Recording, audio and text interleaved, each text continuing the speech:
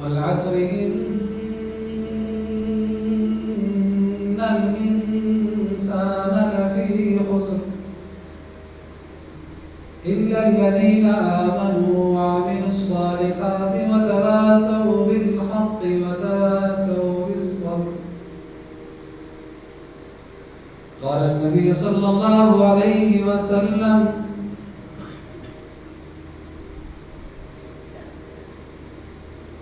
البر حسن الخلق والإثم ما خاك في صدرك أن يطلع عليه الناس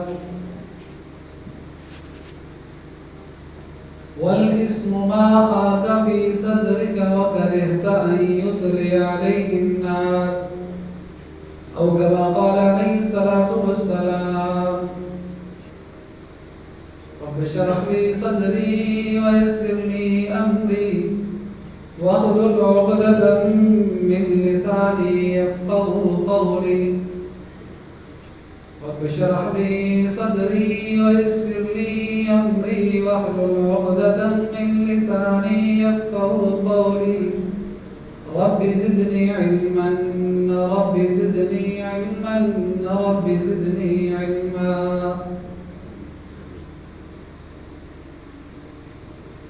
ما إن مدحت محمدا بمقالتي ولكن مقالتي بمحمد.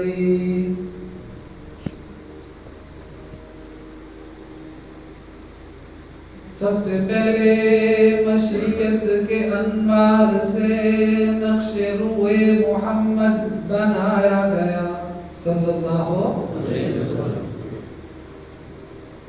پھر مانگ کر اسی سے روشنی بزم کون و مکان کو سجایا گیا. توحید کی امانت حسینوں میں ہے ہمارے، آسان نہیں ہے مٹانا نام و نشان ہمارا. بادل سے دبنے والے آسمان نہیں ہے ہم، 100 بار کر چکا ہے تو انتہا ہمارا. انتہائی قابل صدیق استاذ محترم،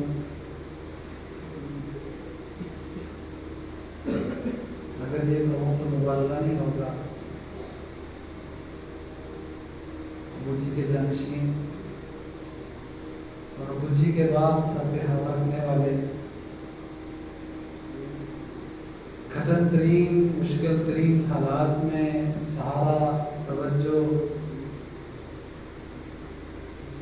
سر پہ ہاتھ رکھنے والے، اللہ کی زندگیاں پہاڑوں جیسی کمیاں کر دے. رب تعالیٰ کی ذات ان کا سایہ تا دیر ہمارے سروں پر سلامت رکھے. مولانا قاری اطیب صاحب اور برادر صغیر قاری خبیر، قاری عمر فاروق، اور اسی طرح میرے نوجوان ساتھیوں، اور وہ بچے آج سے 4 سال قبل جن کے چہروں پر معصومیت اور بچپنا، ابھی ان کے چہروں پہ داڑھی کے آثار، کچھ کے چہروں کو دیکھ کے دل باغ باغ ہوا، کچھ کو دیکھ کے دکھ بھی ہوا کہ اللہ رب العزت کی ذات نے یہ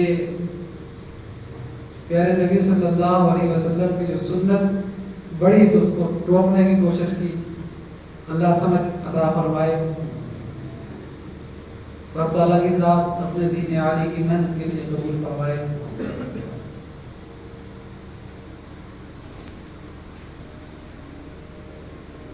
جس وقت میں آیا تھا اسی وقت میرا ارادہ یہی تھا کہ 10 سے 15 منٹ بات کروں گا اور پھر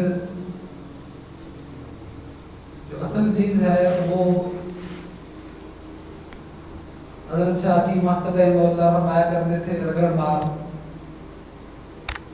لوہے کا زنگ اتارنے کے لیے ایک خاص پیپر استعمال کیا جاتا ہے جس سے زنگ اترتا ہے, اور دل کا زنگ اتارنے کے لیے اللہ کا ذکر اور اللہ کی ضربیں. اسی ارادے سے آیا تھا, بزرگوں کے حکم سے کچھ انہی کے پڑھا ہوا سبق آپ کے سامنے دہرا دیتا ہوں. نبی کریم صلی اللہ علیہ وسلم کی ذات انور, آپ علیہ السلام کی ذات, ذمہ داری سے بات کروں گا. اپنے اکابر, اپنے بزرگوں, اپنے اساتذہ کا پڑھا ہوا سبق سناؤں گا, اور اس عرصے میں ایک بات سمجھاؤں کہ جو بندہ بھی دنیا کی چیزوں کو دیکھ لیا جائے, جس درخت سے جو پتا ٹوٹ کے گر گیا وہ خشک ہو گیا.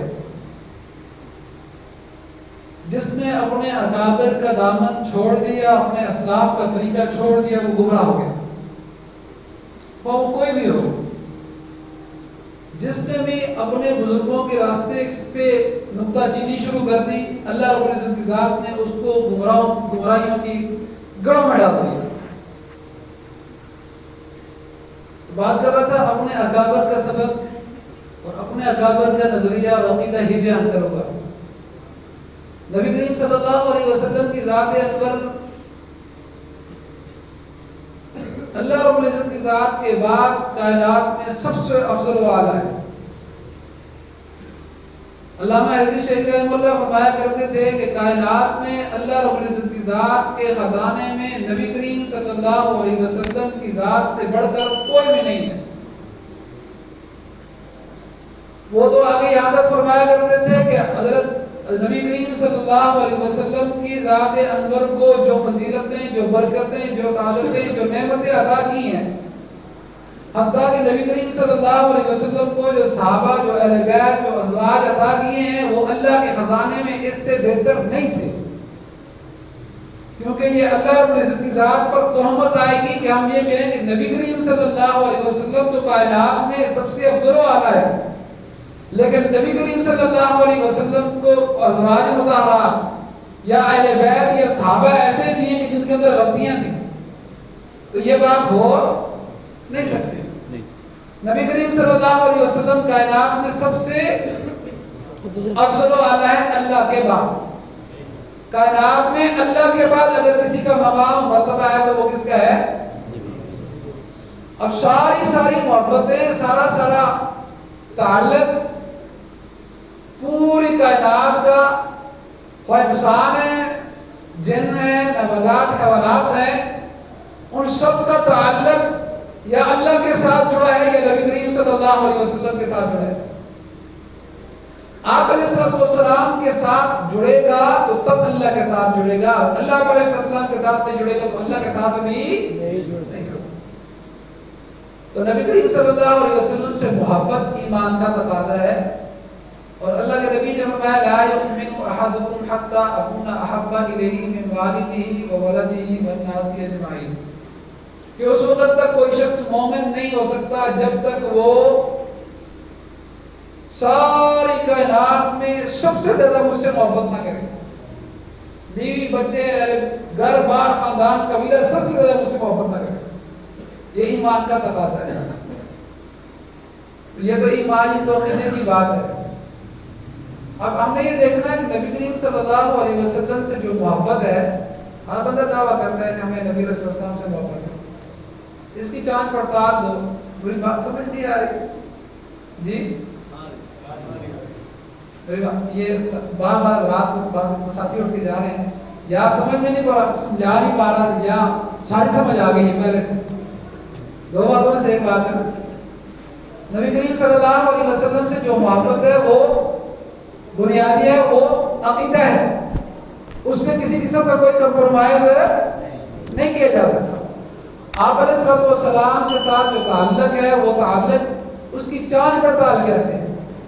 اس کی جانچ پڑتال کرنے کے لیے حضور علیہ الصلوۃ والسلام کے صحابہ کرام رضوان اللہ علیہم اجمعین اور حضرات صحابہ کے بعد تابعین تبع تابعین اور آج تک سلف صالحین علماء کرام بتاتے آ رہے ہیں نبی کریم صلی اللہ علیہ وسلم کی ذات انور سیدنا فاروق اعظم رضی اللہ تعالیٰ عنہ سے پوچھتے ہیں اے عمر بتاؤ نا کہ تجھے سب سے زیادہ کس سے محبت ہے؟ فرمایا رسول اللہ سب سے زیادہ مجھے اپنی جان سے محبت ہے۔ پہلے کہا کہ سب سے زیادہ آپ سے محبت ہے، فرمایا بیوی بچے بہن بھائی عزیز اقارب قبیلہ سب سے زیادہ؟ فرمایا رسول اللہ سب سے۔ اللہ کے نبی نے فرمایا اپنی جان سے بھی زیادہ؟ فرمایا رسول اللہ اپنی جان سے زیادہ نہیں۔ وہ ہماری طرح لوگ نہیں تھے کہ دل میں کچھ اور ہو تو زبان میں کچھ اور ہو، وہ خیر القرون کے لوگ تھے، جو بات ان کے دل میں ہوتی وہی زبان پہ ہوتی۔ اللہ کے نبی نے فرمایا ایمان مکمل ہے کامل ہے نہیں ہوا جب تک میرے ساتھ محبت نہیں ہوتی۔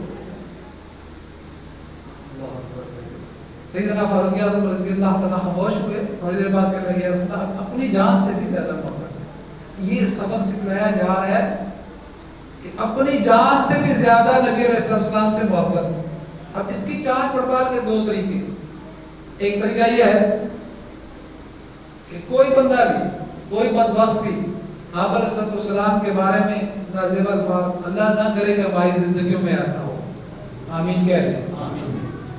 بہت مشکل بات ہے نبی علیہ السلام کی گستاخی ہو اور بندہ چپ کر کے بیٹھ جائے تو مومن نہیں رہتا۔ نبی علیہ السلام کی گستاخی ہو بندہ چپ کر کے بیٹھ جائے تو مومن نہیں رہتا۔ بات کہنے والے کہتے ہیں قانون ہے نا، بابا رضوی صاحب بڑی پیاری بات کرتے ہیں، کہتے ہیں ایمان اس کی اجازت نہیں دیتا کہ قانون کی طرف جائے، ایمان اس کی اجازت نہیں دیتا کہ بھائی بندہ کہے ایف آئی آر کروانی ہے تو فلاں فلاں کرنا ہے، کہتے ہیں ایسے کام ہوگا۔ اس کی مثال یہی ہے کہ اگر کوئی بندہ ماں کی گالی دیتا ہے تو کیا کہتے ہیں اس کے خلاف ایف آئی آر کریں گے، بہن کی گالی دیتا ہے تو غیرت مند تو فوراً اس کا گریبان پکڑ لے گا، مارنے کو اترائے گا۔ تو نبی کریم صلی اللہ علیہ وسلم کی گستاخی یا کوئی بندہ اشارتاً کنارتاً ایسی بات کر رہا ہے تو فوراً وضاحت، جی وضاحت فرمائیں کیا کہہ رہے ہیں آپ، کیوں کہہ رہے ہیں، اس کا مطلب کیا ہے، یہ ایمان کی نشانی ہے۔ دوسری بات کہ آپ علیہ السلام کی سنتیں، آپ علیہ السلام کے طریقے کے مقابلے میں کوئی خاندان کا بندہ، قبیلہ، رشتہ دار کوئی بھی آ گیا، اگر نبی علیہ السلام کی سنت کو آپ علیہ السلام کے طریقے کو لے لیا تو گویا نبی علیہ السلام سے زیادہ محبت ہے، خاندان کی بات کو لے لیا تو گویا کہ خاندان اور وہ نبی علیہ السلام سے محبت کامل نہیں۔ ایک بات ہوگی۔ دوسری بات کہ آپ علیہ السلام کے صحابہ کرام رضوان اللہ علیہم اجمعین ہیں، اہل بیت اعظام ہیں، تمام تر عقائد جتنے بھی ہیں، ایک ہوتا ہے عقیدہ اور ایک ہوتا ہے فرع۔ عقیدہ اصل، ایک ہوتا ہے فرع۔ عقیدہ اصل ہے، اس پہ کمپرومائز نہیں، اور فرع میں کمپرومائز ہو سکتا ہے۔ یعنی اگر کوئی بندہ کہے رہا کہ بھائی امام شافعی رحمہ اللہ تو کہتے ہیں جی رفع الیدین کرنا چاہیے، امام اعظم ابو حنیفہ رحمہ اللہ کہتے ہیں رفع الیدین نہیں کرنا چاہیے، اولا یہ ہے کہ امام شافعی رحمہ اللہ کہتے ہیں کہ آمین اونچی بات سے کہنی چاہیے، امام اعظم ابو حنیفہ رحمہ اللہ کہتے ہیں کہ آمین آہستہ کہیں، یہ فرق ہے۔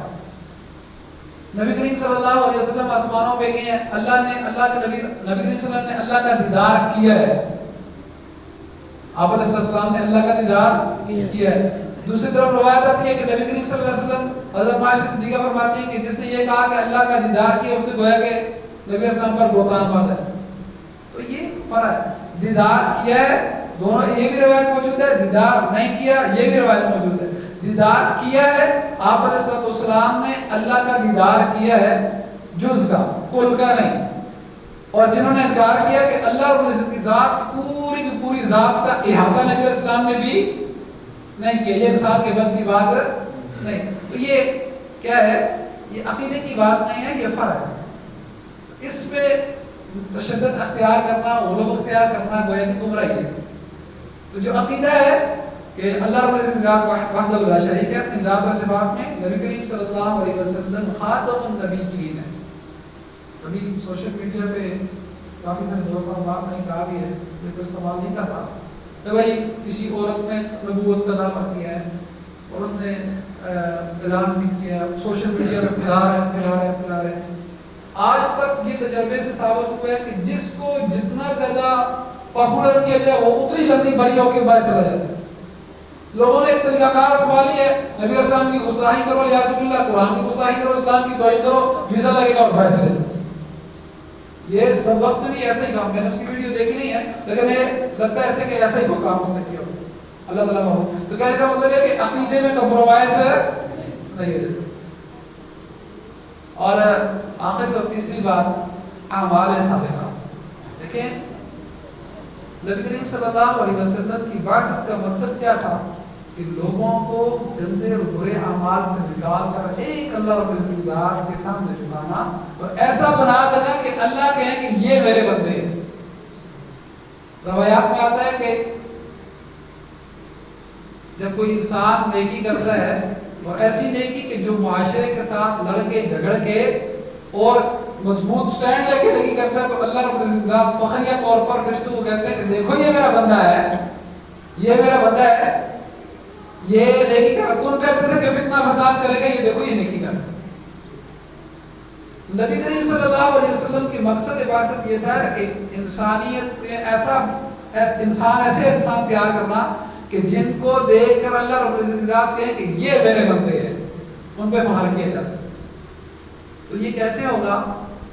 یہ دو طریقوں سے ہوگا، بس بات میری مکمل ہو جائے۔ دو طریقوں سے ہوگا، ایک دل کی صفائی، اور یہ دل کی صفائی بندہ ڈاکٹر بننے کے لیے میڈیکل یونیورسٹی میں جانا پڑے گا، انجینئر بننے کے لیے انجینئرنگ یونیورسٹی میں جانا پڑے گا، مولوی عالم بننے کے لیے مدرسے میں جانا پڑے گا، کچھ بھی سیکھنے کے لیے استاد کے پاس جانا پڑے گا۔ تو یہ کیسے ہو سکتا ہے کہ اللہ کی محبت، اللہ کے ساتھ تعلق اختیار کرنے کے لیے بندہ خود ہی چل پڑے تو اس کو مل جائے؟ یہ بات ممکن ہے نہیں۔ اللہ کی محبت، اللہ کا تعلق سب سے بڑھ کر کائنات میں سب سے بڑھ کر اللہ کا رب العزت ذات کا تعلق۔ یہ کیسے ہو سکتا ہے کہ بھائی بندہ کہہ رہا ہے کہ بھائی میں بغیر استاد کے، بغیر پیر و مرشد کے، بغیر رہبر کے میں خود ہی چل پڑوں اور میں اللہ کے ساتھ تعلق بنا لوں گا؟ یہ ممکن ہے نہیں۔ اس کے لیے ہر دور میں اللہ تعالیٰ کی ذات نے اولیاء صادقین رکھے۔ یہاں پر ایک بات اور وضاحت کرتا چلوں، ولی وہ ہوتا ہے جس کو دیکھ کر اللہ یاد آئے۔ ولی وہ ہوتا ہے جس کو دیکھ کر اللہ یاد آئے، جس کو دیکھ کر دل کرے کہ میں ذکر کروں، جس کو دیکھ کر دل کرے کہ میں درود شریف پڑھوں، جس کو دیکھ کر دل کرے کہ میں نماز پڑھوں، عبادت کروں، اپنے گناہوں پہ رونا ہے۔ یہ نہیں کہ جس کو دیکھ کر چرسا نے سوٹا لانا کا دل آتا ہے، وہ ولی نہیں ہوتا، وہ ولا ہوتا ہے۔ وہ حضرت علی حجویری رحمہ اللہ کی کتاب کشف المحجوب کے مقدمے میں وہ ایک بات لکھتے ہیں، وہ کہتے ہیں اگر کوئی شخص، کافی دفعہ یہ بات بیان بھی کی اپنے دوست احباب سے، اگر کوئی شخص ہوا میں اڑتا ہوا آئے، آگ سے کھیلتا ہوا آئے، پانی پہ چلتا ہوا آئے، اس کے عمل اللہ کے نبی کی سنت کے خلاف ہو، وہ شیطان ہے، شیطان ہے، وہ شیطان ہے۔ اس کے اعمال استدراج ہو سکتے ہیں، شیطان کی طرف سے ہو سکتے ہیں، روحانی اعمال اس کے نہیں ہو سکتے۔ تو علماء سے تعلق، جو اہل علم طبقہ ہے ان سے تعلق بہت ضروری ہے دل کے صاف کرنے کے۔ اور علماء کرام نے حضرت شاہی مختار رحمہ اللہ فرمایا کرتے تھے کہ نبی کریم صلی اللہ علیہ وسلم کی حدیث ہے کہ جو بندہ دو چیزوں کی گارنٹی دے میں اسے جنت کی گارنٹی دیتا ہوں۔ اللہ کے نبی کی حدیث، ایک یہ